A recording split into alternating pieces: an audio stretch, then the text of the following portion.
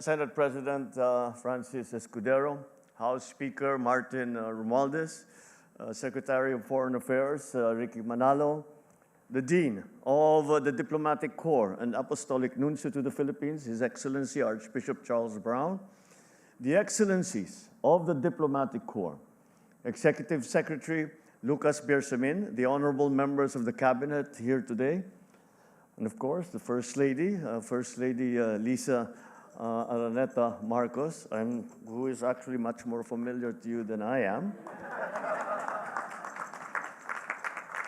Fellow workers in government, honorable guests, ladies and gentlemen, good evening.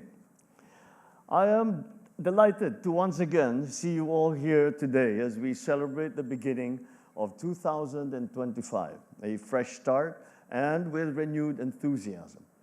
Notwithstanding evolving global challenges and their impact on all nations, there are plenty of reasons to be grateful for the past year and still more cause to be hopeful for what lies ahead. Excellencies, ladies and gentlemen, early in my presidency, I vowed to reintroduce the Philippines to the world and jumpstart meaningful, concrete, and mutually beneficial partnerships that will drive growth for this country in the 21st century economy.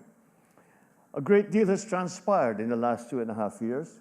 The Philippines has since embarked on a diplomatic agenda that leverages international partnerships, which have translated to increased bilateral engagements and cooperation with traditional partners and new allies in key economic sectors and security areas.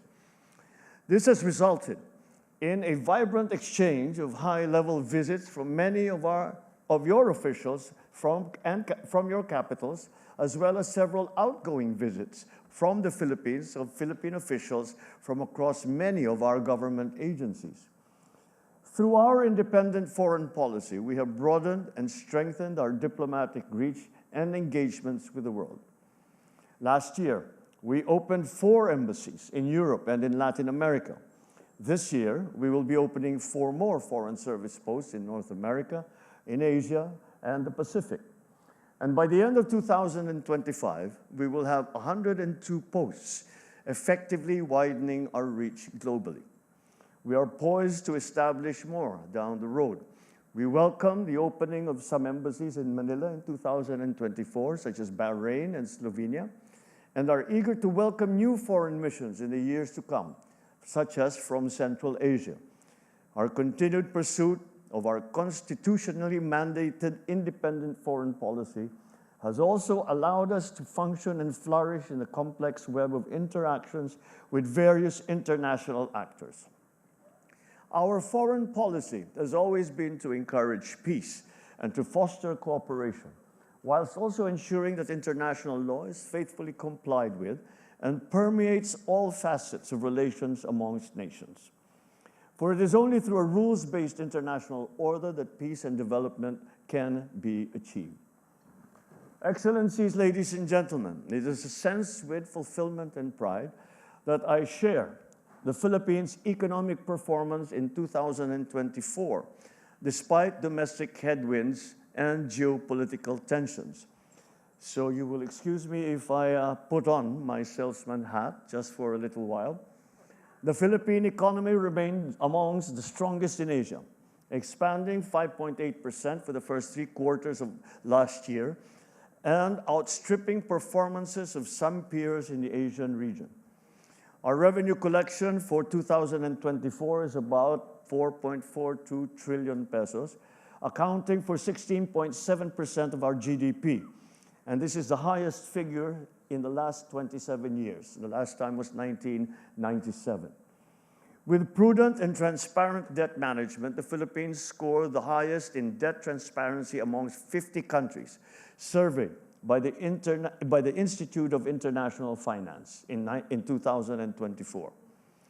The year 2024 also earned the Philippines its first ever credit rating upgrade of A- with stable outlook from Rating and Investment Information, Inc., and an upgrade of outlook to positive from S&P Global Ratings, making the country more attractive to investors and helping to lower borrowing costs for government and for businesses.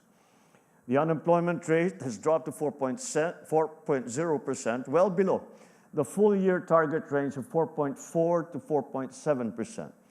And we owe this to the sustained strength of the country's labor market. I certainly hope that this trend will continue as it signals that there are more employment opportunities in the country. My dream remains that to be able to say that one day that we can say that overseas work is purely a matter of choice and not one of necessity. With strong macroeconomic fundamentals, we are confident that the country will be able to hit this year the GNI per capita range set for us by the World Bank to reach the upper middle income status country, coming off from an all-time high record registered in 2023 to the tune of $4,335 or 241,165 Philippine pesos. Looking forward, this government is committed to accelerating infrastructure investments, enhancing the ease of doing business, and boosting national competitiveness. These will support businesses, attract foreign investments, and spur higher economic growth.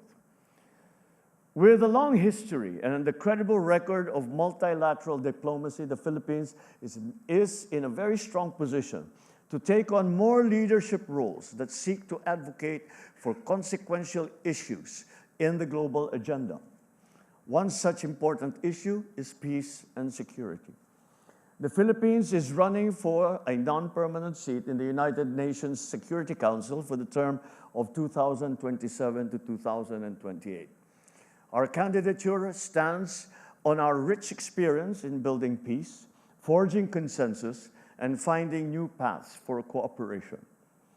Nowhere is this best highlighted than in our unfaltering contribution to UN peacekeeping operations over the past 60 years, deploying over 14,000 troops in 21 UN peacekeeping operations and special political missions. Our candidature is consistent with our long-held view that we need to further strengthen multilateralism through efforts that will reform the Security Council and revitalize the General Assembly.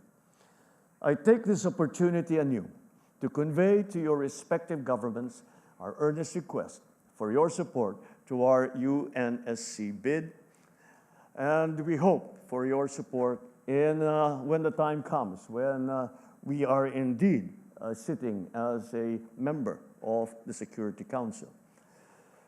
Finally, in closing, I would like to thank the members of the Diplomatic Corps for being able partners and for supporting the government in its various social and economic programs for the Filipino people.